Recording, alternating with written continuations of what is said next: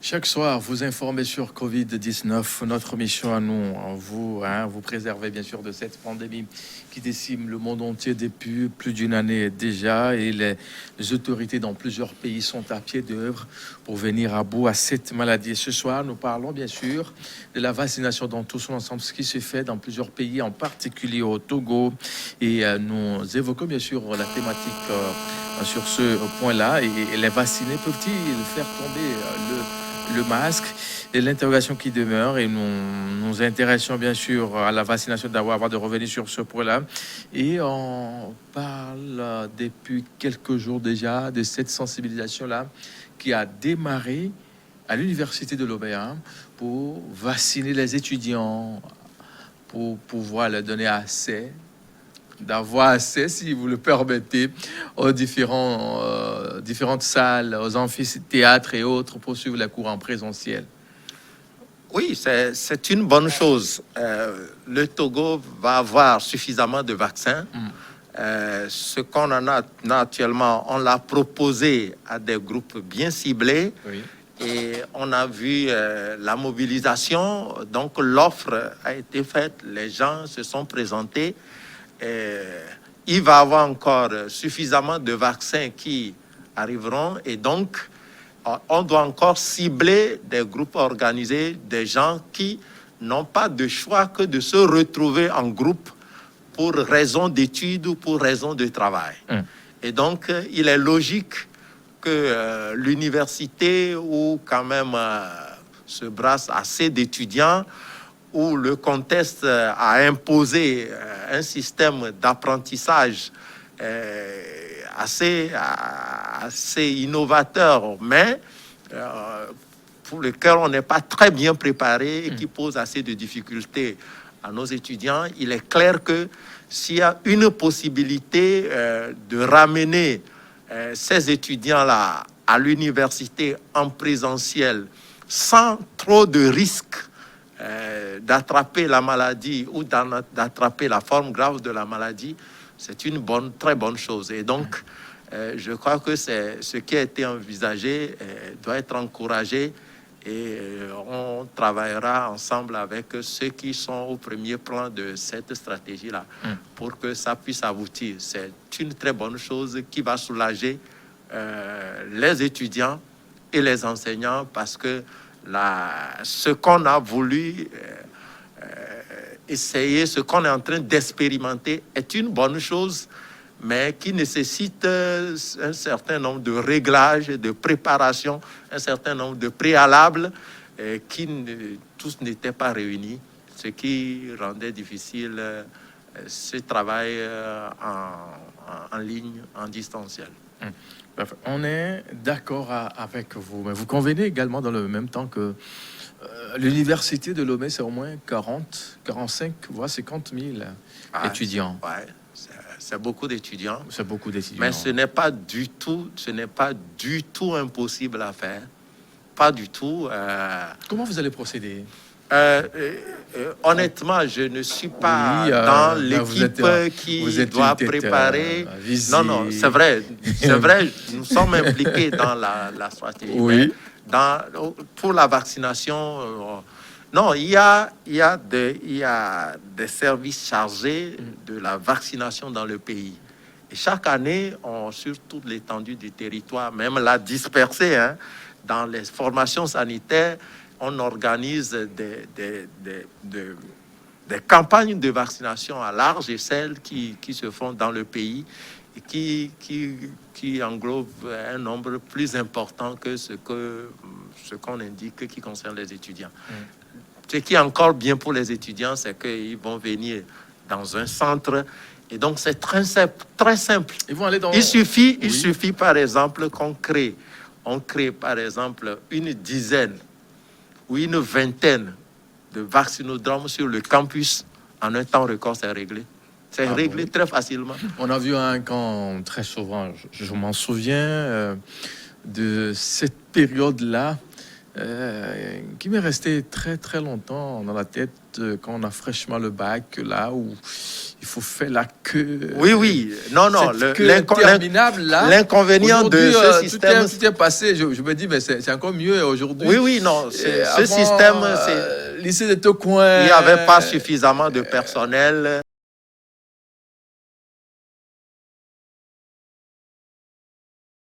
Bon, vous êtes nos devanciers. Voilà, où il fallait même, à notre temps, il fallait même faire une petite radio. Il y avait un appareil radio mobile, vous faites une longue queue sur le soleil.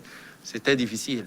Mais je vous assure que dans le cadre de cette vaccination, supposons qu'on crée une vingtaine, on peut même en créer plus, hein, si on veut, une trentaine d'unités de vaccination sur le campus. Si chaque unité fait 100 étudiants, 100 étudiants, ça fait par jour 3000 étudiants de faire. Et donc, c'est vite passé. En une vingtaine de jours, en un mois, on a fini de vacciner tout le monde. Ce n'est pas impossible du tout. Ce n'est pas du tout impossible. C'est faisable. Quand on sait que les heures de cours ne sont pas les mêmes, on a des écoles, on a des facultés autres là, Oui. on va les convier en bloc 1 mois, 2 mois pour faire ce job-là d'abord avant de continuer le cours. Bien, ça se fera en même temps. J'ai bien envie de poser cette question-là au professeur Dodi Kokoko. Non, ce que vous dites, vous pensez que c'est très compliqué. Moi, j'ai parlé d'une trentaine, même si on peut une trentaine de vaccinodromes, et qu'on met des heures bien précises. On peut faire un aménagement pour les cours. Et si c'est bien organisé, tac, c'est vite fait, c'est faisable. Ce n'est pas impossible du tout. Non. Si on met les moyens, si on a la volonté de le faire, c'est vite fait. Alors, on peut mettre à contribution les étudiants en médecine qui sont disponibles. Oui. Il y a des étudiants dans les écoles de formation, des étudiants infirmiers qui peuvent participer. Les ENAM, les écoles d'auxiliaires médicaux, qui peuvent aider pour les injections. Ce n'est pas compliqué à faire. Si on a les vaccins, si on a les doses, on organise, c'est faisable. C'est faisable.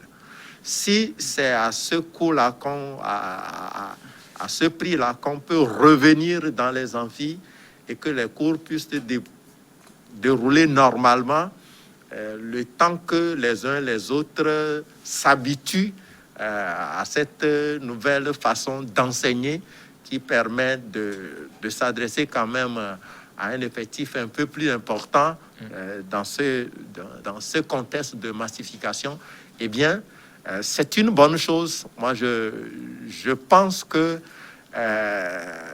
compte tenu des difficultés que les étudiants éprouvent à se connecter, à pouvoir interagir avec facile, cette affaire-là. Hein? C'est pas facile, l'enseignement en ligne. Ça a beaucoup d'avantages. Dans notre système, on se retrouve avec beaucoup d'étudiants. Nous, encore en médecine, on n'a pas trop nos effectifs sont encore raisonnables et donc ça ne pose pas trop de problèmes en présentiel. Mais quand vous devez vous adresser à plusieurs milliers d'étudiants, ce n'est pas facile. Pour que chacun de la place, c'est pas possible. Donc, le travail en ligne, l'enseignement en ligne, ça, c'est la solution. Mais pour cela, il faut que ce soit qu'on aille progressivement et que on a été obligé de rentrer dedans, bien que depuis longtemps, on nous préparait à ça. On n'a pas fait le grand saut jusqu'à ce que Covid nous y oblige. Et ce saut-là est difficile pour beaucoup de gens. Et donc, je comprends si la vaccination peut essayer d'améliorer un peu, ne serait-ce que permettre plus de temps en présentiel pour les étudiants, c'est une bonne chose. Cela permettra de rattraper hein, certains retards, certaines difficultés. Ça, c'est dans les universités privées, officielles, hein? Oui. Mais dans les privés, qu'est-ce qui est fait? On Non, a vu, hein, ce qui va être fait, faut- ça se fait déjà. Hein. Ça se fait pour la vague qui était. Il y a des services qui ont demandé aux vaccinateurs, les vaccinations se sont déplacés pour aller dans les services organisés où ils sont allés administrer le vaccin. Si on a une école d'enseignement supérieur qui a 400 étudiants, qui a 500 étudiants, il peut s'adresser aux autorités compétentes de santé de leur localité qui peuvent voir dans quelle mesure on peut organiser pour eux cette vaccination. Ce que je voudrais dire, c'est que très prochainement, les tranches d'âge qui doivent être couvertes par cette vaccination vont être données. Supposons qu'on descend à 20 ans, vous voyez que les étudiants se retrouvent dans cette tranche-là et facilement, on peut les vacciner. facilement, Ils peuvent être vaccinés. Il y a des gens encore beaucoup plus, hein, déjà à 20 ans, font déjà leur licence. Oui, bien sûr. Ils sont pleins, hein, ils sont pleins aujourd'hui. Ce qui fait que je me dis, est-ce qu'on ne peut pas aussi leur donner le choix de se faire vacciner aussi dans leur localité, là, ou bien si quelqu'un le fait déjà, c'est déjà bon. Hein? Je crois que ce ne serait pas impossible. Ce qui va être probablement exigé, c'est d'être vacciné. Je crois que c'est ça qui sera le plus important.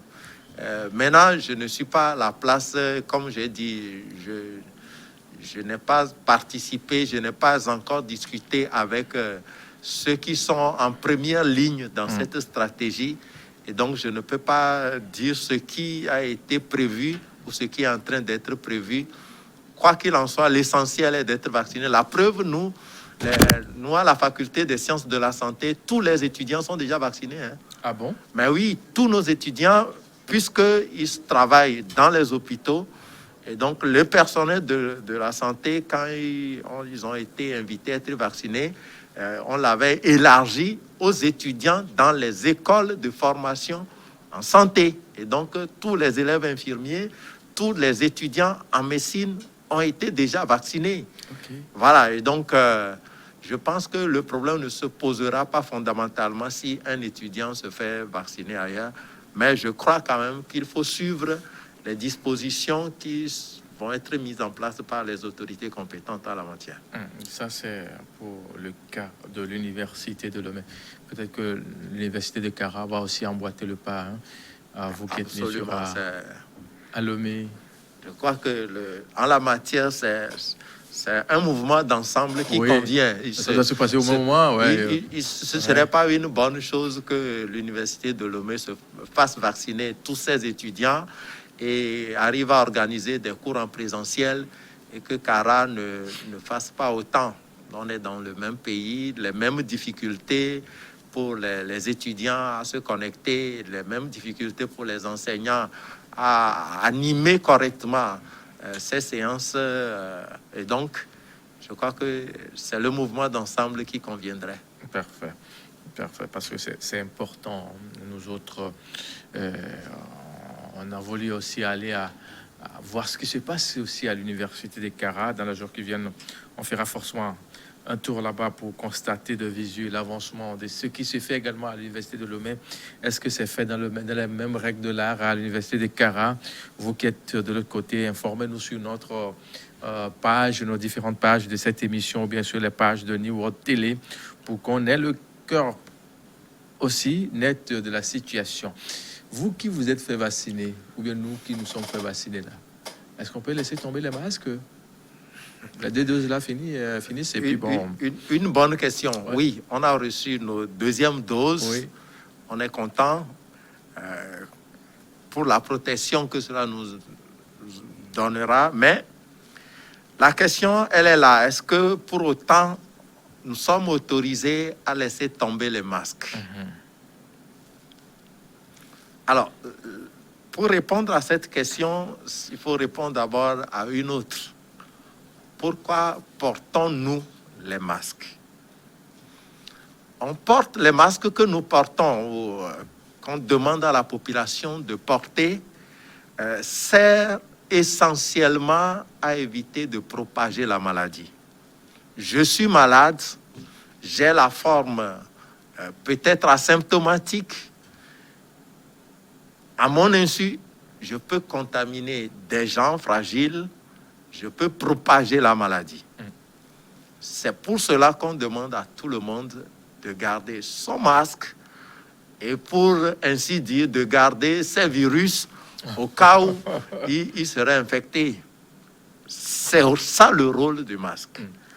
Alors, aujourd'hui, on est combien à être vaccinés?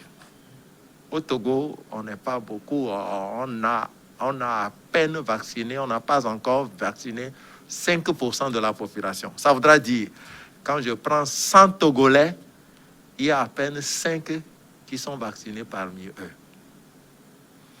Ça voudra dire qu'autour de nous, nous avons énormément de gens qui ne sont pas vaccinés et qui peuvent encore attraper Covid-19 et s'ils sont fragiles, peuvent faire la forme grave. Et ça, c'est la première chose. Donc, nous avons autour de nous, compte tenu du pourcentage, de la proportion des gens qui ont reçu aujourd'hui le vaccin, nous avons autour de nous presque que des gens non vaccinés. Alors, le vaccin, quel est son effet? C'est vrai, le premier effet ou l'effet le plus important attendu dans cette pandémie, c'est l'éviction des formes graves. Le vaccin peut nous protéger et contre la contamination, donc on n'est pas du tout contaminé, mais dans une certaine proportion de cas, on aura la maladie, mais pas la forme grave. On sera donc contagieux, on sera en mesure, celui qui est vacciné, dans certains cas, peut être contagieux, peut transmettre la maladie à d'autres personnes. Et à d'autres personnes, cette maladie peut être grave.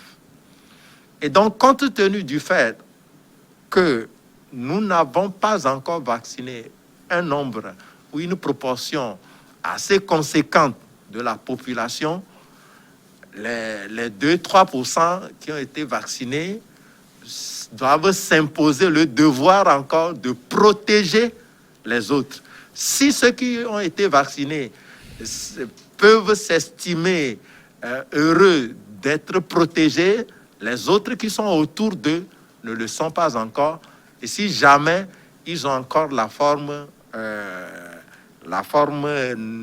asymptomatique, ils peuvent encore contaminer d'autres personnes. Donc, pour le moment, surtout quand on est ensemble avec d'autres personnes, la rigueur, c'est de garder toujours les masques. Garder toujours les masques. Voilà. C'est pas facile cette affaire-là. On espère que avec le temps, on va atteindre 40%, 50% de la population vaccinée. Et en ce moment-là, ce serait un peu plus facile d'envisager de faire tomber les masques. Mais pour le moment, la proportion vaccinée est trop faible pour se dire que je suis vacciné, je laisse tomber le masque. Je peux faire la forme asymptomatique, donc non grave de la maladie, et mettre en danger la vie des autres. La vie des autres. Voilà. Merci beaucoup pour cette précision, professeur Komi Adjo. Vous êtes professeur de pneumologie à l'université. Vous enseignez aussi à l'université de Lomé. Bien sûr, quand on est enseignant, là on est enseignant à l'université, à la faculté des sciences de la santé. Et on intervient par nécessité. J'espère que vous dans les autres vous écoles de formation. bien la relève, hein? Parce que c'est pour ce domaine aussi pointu là. C'est notre devoir et notre obligation. Pour ce domaine pointu, il faut avoir des relèves aussi qui doivent assumer. C'est notre obligation de le faire. Et on le fait avec les moyens de bord. Oui. Mais on le fait avec application, avec détermination.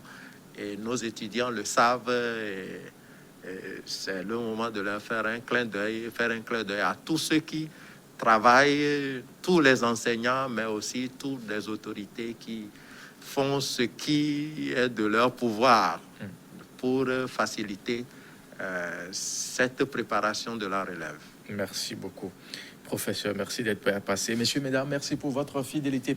Et puis, clin d'œil à ce jeune-là. Il est infirmier d'État. Hein. Je suis au CMS Noukafou. Il s'agit de ce jeune infirmier, Jacques Kamassa, qui s'occupe bien sûr de cette cellule de la lutte contre Covid-19 avec son patron, professeur, non, docteur Haro. Oui, c'est bien ça. Très bonne suite de nos programmes à vous tous et à demain.